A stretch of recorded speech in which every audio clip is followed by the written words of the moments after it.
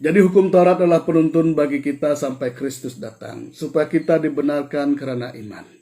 Nah, sekarang iman itu telah datang, karena itu kita tidak berada di bawah pengawasan penuntun. Jadi contohnya seperti ini, kita dahulunya orang memberi persepuluhan untuk belajar. Dan apabila Kristus sudah sampai, persepuluhan tidak dilakukan.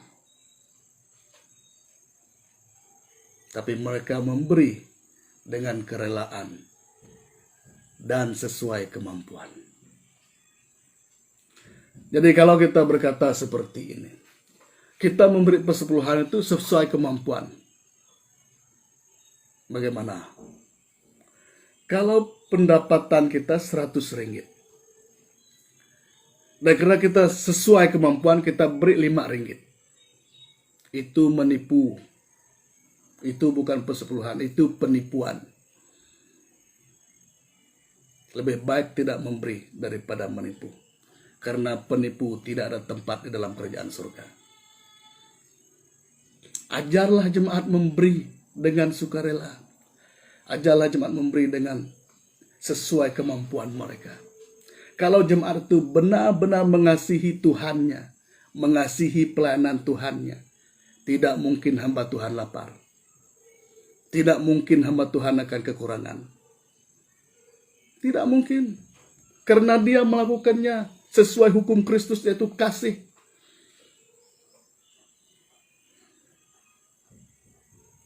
Ya kan? Tidak mungkin. Kenapa kita mengajar tentang persepuluhan ini? Karena kita tidak mau iman yang kita anggap iman kita itu sia-sia. Jika hukum Taurat adalah penuntun bagi kita, jadi hukum Taurat adalah penuntun bagi kita sampai Kristus datang, supaya kita dibenarkan karena iman. Sekarang iman itu telah datang, karena itu kita tidak berada lagi di bawah pengawasan hukum, pengawasan penuntun. Kita tidak lagi di bawah pengawasan penuntun, tapi kita di bawah pengawasan Kristus. Kita di bawah pimpinan Kristus yang lebih mulia dari Taurat itu.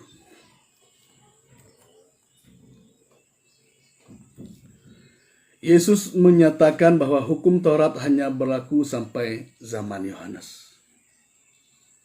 Ya kan? Yesus menyatakan bahwa hukum Taurat hanya berlaku sampai zaman Yohanes.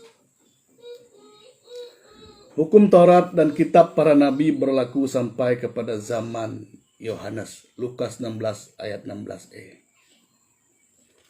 Jadi ini Tuhan Yesus sendiri yang mengatakan. Sampai zaman Yohanes.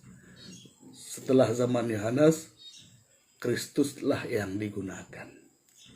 Kristuslah yang menjadi panutan. Kristuslah yang menjadi panduan. Kristuslah yang menjadi panduan. Kalau mahu melakukan hukum Taurat, harus dilakukan kesemuanya. 613 mitzvot.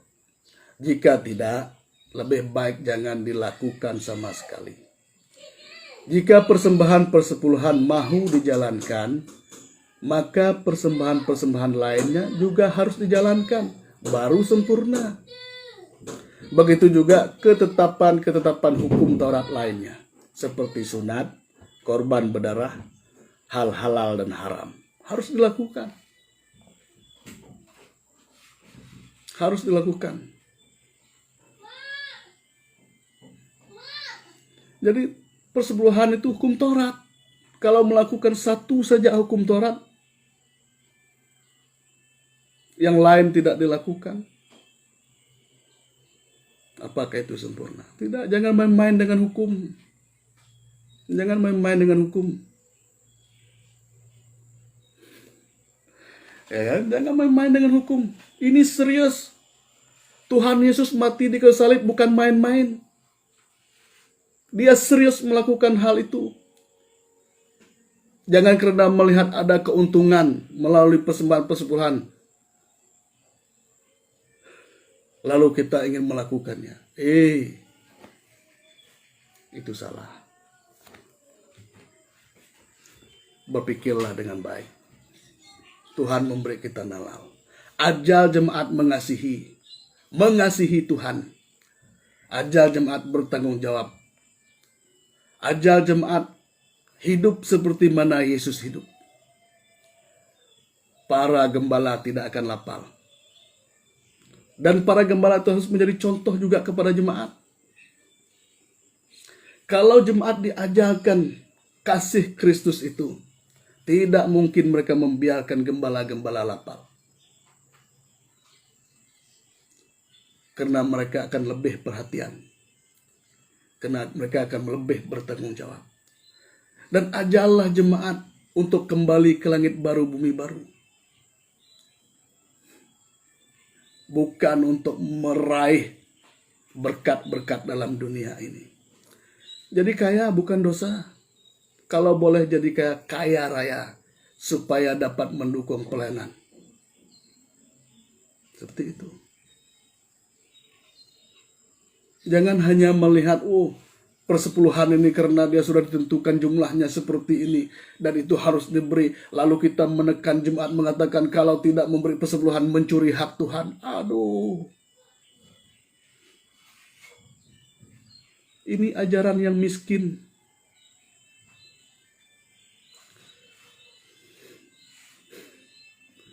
Pikir.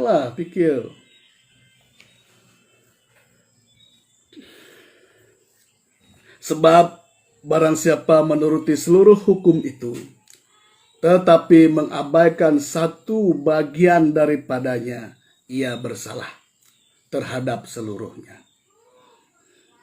Ia bersalah terhadap seluruhnya. Sebab barang siapa menuruti seluruh hukum itu, tetapi mengabaikan satu bagian daripadanya, ia bersalah terhadap seluruhnya. Yakobus 2 ayat 10. Nah, 613 mizbot.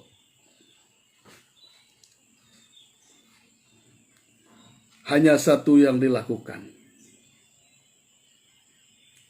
612 memukul kita. 612 memukul kita. Dan semua orang yang berdosa di bawah hukum Taurat akan dihakimi oleh hukum Taurat. Nah, persepuluhan itu akan menghakimi kita. Kenapa hanya satu saja yang dilakukan? Kawan-kawannya yang lain tidak dikerjakan. Hukum-hukum yang lain itu tidak dikerjakan. Nah,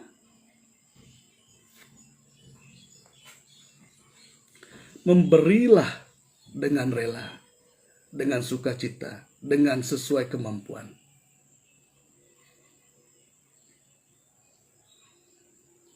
Bukan dengan sengaja ingin menekan orang. Dalam gereja bukan semua orang itu mampu, bukan semua. Ada yang miskin. Kalau kita mengajarkan bahwa Taurat ini merupakan jaminan kita dekat dengan Tuhan, bagaimana yang tidak mampu melakukan persepuluhan itu? Apakah kita sanggup melihat mereka mati? Ya kan?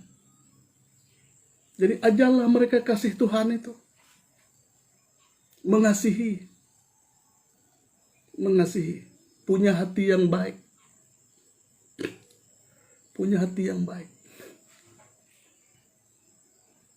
Ajar memberi dengan rela. Seberapa yang dia ada, yang mampu dia berikan setelah dia memberi belanja keluarganya. Ajar dia memberi secara seperti itu. Ya kan? Kalau kita memaksa, menekan, lalu memberitahukan kepada mereka, kalau tidak memberi persepuluhan maka belalang pelahap akan melahap uangmu, melahap tanamanmu.